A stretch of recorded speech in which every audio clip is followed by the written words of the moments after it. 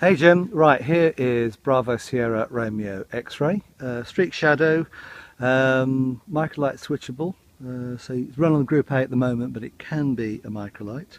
I'll just give you a brief sort of walking tour around it, starting from the fuselage, pitot on the top there. The nose wheel, I've recently had the nose wheel sort of strengthened, and I've had the suspension element replaced just before the last permit, so that's all good to go. This is the cockpit. You open this up there. Pretty standard instrument display. You've got the side stick just there that you're familiar with from the Sluker. That is the ignition. Put both of them down for on. Engine start. There's the electrics. Strobes there. There's a strobe on the underneath. If I switch that on, yeah. See the strobe working? Where is it? Can you see the strobe working? There we go.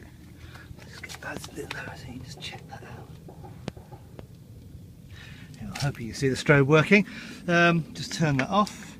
There's a heater. We have heated. Well, there we go. There's a heated flying suit that comes with it. There is also heated rudder bars if you're in the mood for that. Keeps your feet nice and toasty. Standard gauges for the Rotax, the water temperature, and then there's the cylinder head temperatures and the RPM. Standard altimeter. It just works off a stick, so we can change the setting while we're seated. ASI, and there's a variometer to see how fast you're climbing, and of course the compass. It's an old ICOM, but it works very well with the intercom system. The aeroplane comes with dual noise cancelling headsets. Works a treat, absolute treat. The ICOM is absolutely fine, no problems with that. There's the throttle, standard throttle. This is the rave valve just here.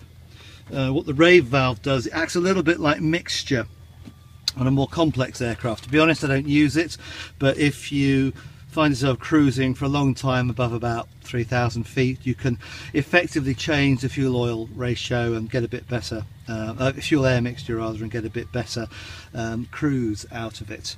Emergency fuel cutoff is just there in case of problems. Again, pretty standard stuff. It's a snug cockpit, but it's really nice to sit in, so no major issues there. One bit of paint just here's flaked off. That must be one of my projects over the winter, but it's the only bit on the entire aircraft. Everything else is pretty much pristine.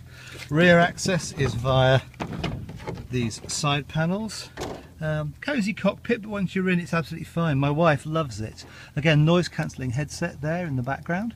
There's the two-stroke reservoir. Very straightforward fill, and there's a sight thing at the side of it. I'm hoping you can see that. There's a sight tube for levels. Of course, seat belts and everything else. From the photos, you'll see that the wings look in pretty good shape. The fabric's good. This was built as a factory demonstrator, so it's effectively a factory-built aircraft.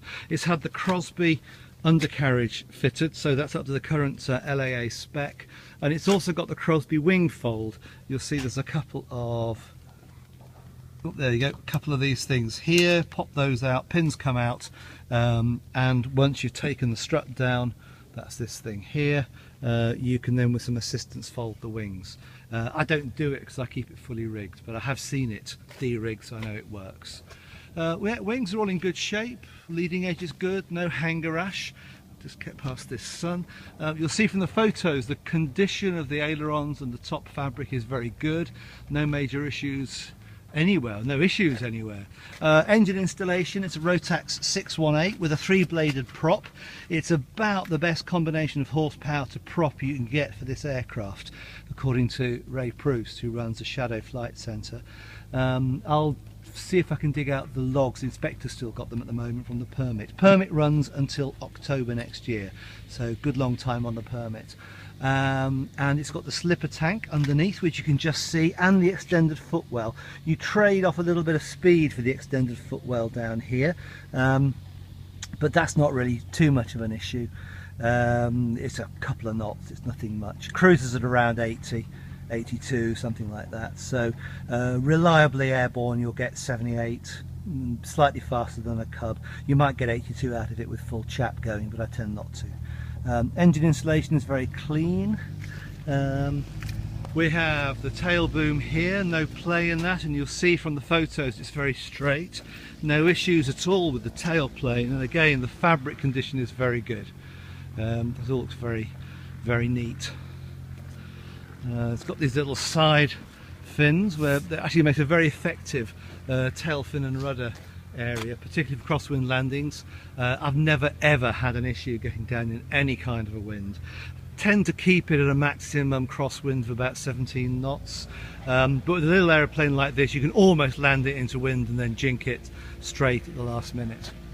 And there's the other side of the other wing, all in good shape. The aircraft comes with covers, you'll see that they're down there.